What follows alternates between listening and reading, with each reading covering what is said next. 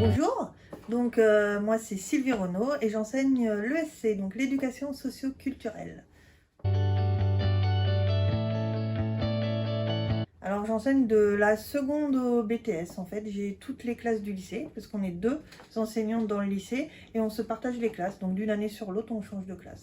Donc j'interviens dans toutes les classes du lycée.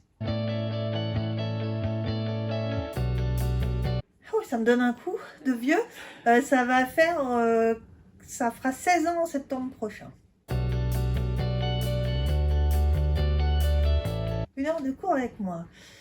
Alors c'est vraiment différent d'une heure à l'autre, d'une classe à l'autre. Ça commence souvent pareil avec la question qu'est-ce qu'on a fait la dernière fois et je pleure quand personne ne sait me répondre. Mais bon ben voilà, ça commence comme ça et ça termine avec ce qu'on fera la prochaine fois. Par contre, à l'intérieur, ça change tout le temps. Alors, ça peut être le lieu qui change, ça peut être, on peut être au foyer, parce que j'ai pas expliqué ce que c'était l'éducation socioculturelle, mais c'est vraiment très très vaste.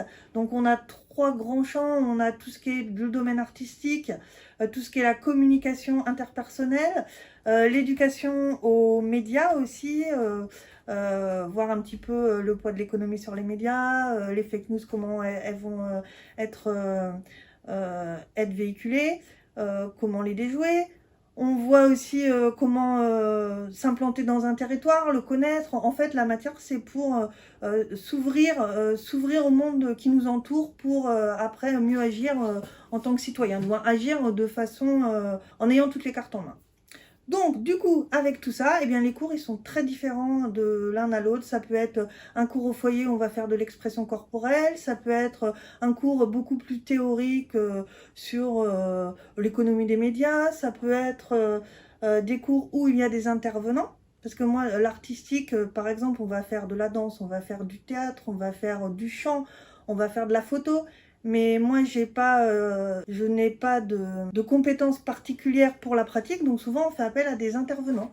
Donc ils viennent, donc des intervenants, c'est des professionnels, donc des chanteurs, des danseurs, et souvent c'est sur une semaine et c'est des moments très agréables au sein du lycée parce que souvent ils interviennent pas qu'avec les élèves, même avec le personnel. Parce que je ne peux pas enseigner ailleurs, puisque l'éducation socioculturelle n'existe que dans les lycées agricoles. Voilà. Alors, les valeurs de Saint-Lothaire. Alors, je dirais que pour moi, c'est la relation, peut-être ce que je mettrais plus en avant, c'est la relation qu'il va y avoir donc déjà les élèves entre eux, les personnels entre eux, mais aussi les élèves avec le personnel. C'est assez facile dans ce lycée, en tout cas, c'est l'impression que j'en ai, de venir interpeller son enseignant, demander si on n'a pas compris quelque chose, ou la parole est très facile. Il y a beaucoup de partage dans le lycée, c'est en tout cas les premières choses qui me viennent à l'esprit. Parce qu'il y a les meilleurs profs de SC du monde, Madame Jouette et Madame Renaud. Excepté ça, pourquoi? Je pense pour plein de raisons, pour la qualité de tous les gens qui y sont.